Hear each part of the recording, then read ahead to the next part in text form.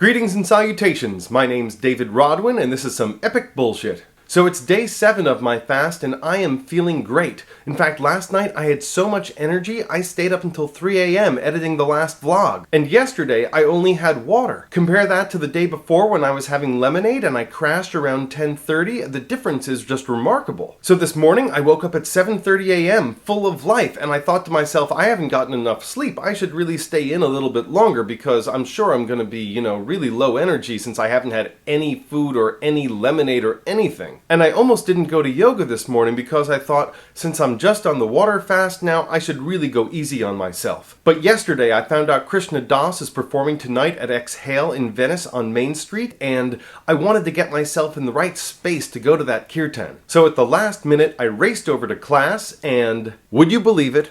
Once again, I was the only person who showed up at class.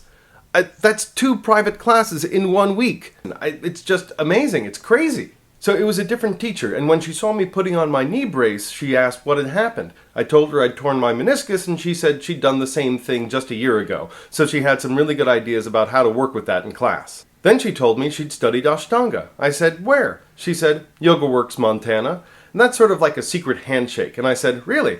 I studied with Chuck and Madi like 15 years ago. And she said, wow, you're with the old guard. And instead of making me feel ancient, it actually made me feel a little bit special. So we began, and it was fantastic. I not only felt light and powerful, but I was able to go deeper into the poses than I have in years, especially forward folds. Maybe that's because I have fewer folds in my own body getting in the way. And this time I actually felt like my teacher was enjoying the class as well. She even said I had really great form, and at one point she blurted out, "It's such a treat to lead a class with someone who studied with Chuck and Madi." And that was so encouraging because I've honestly never been very confident in my yoga practice, but I guess I learned really fundamental alignment from people who really focused on that. Still, after class, I had to be self-effacing and say, listen, I wasn't the best student. Chuck and Madi wouldn't even remember me. I didn't come to class consistently, and they wouldn't even let me go through the entire primary series. And she said, yeah, my teacher wouldn't let me practice the entire primary series either. And if you guys don't know Ashtanga, it is hardcore. You see, Ashtanga uses a very Asian learning model where the teacher will only give a student the next pose in a series if they think they're ready for it. So you really have to prove yourself to the teacher that you're committed. And I never did that. And Chuck and Madi were 2 of the 6 original folk who studied with Patabi Joyce and took Ashtanga back to the US. I personally loved taking classes with Chuck, even though his classes started at like 5:30 in the morning.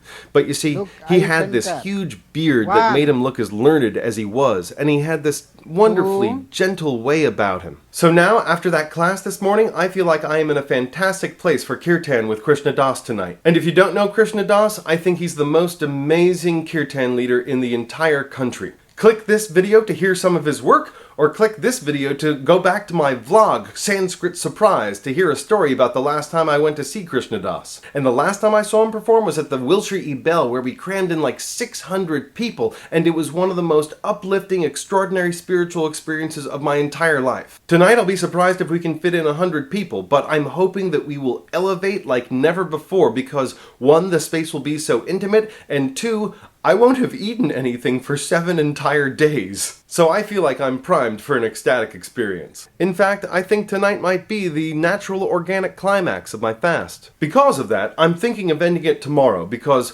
what's gonna top Krishna Das? The only thing is, I'm feeling so good not eating anything at all, it's seriously blowing my mind. I thought I'd try the water fast for maybe half a day and then revert back to the lemonade as soon as I started feeling woozy, but my body is so much happier on water and mint tea. Right now I feel like I could go 10 days easily, or maybe even 12 or 15, but I'm not sure if I want to, and I'm not sure if it's even the best idea. And it's still kind of challenging going out into public and socializing when I can't eat. Speaking of which, the party last night was fantastic. Friends were there en masse, the wine was high-end and plentiful, and the food was off the hook. Not to mention, there were not 1, but 2 birthday cakes.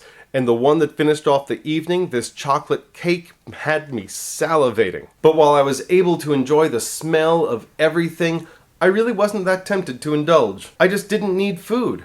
And I still can't get over the fact that I haven't eaten anything for 7 days, and the last 2 days nothing but water, and I am feeling better than I have in ages. Oh, and I weighed myself yesterday, and here are the results. I've lost 7.5 pounds, so now I weigh in at an even 195. Frackin' amazing.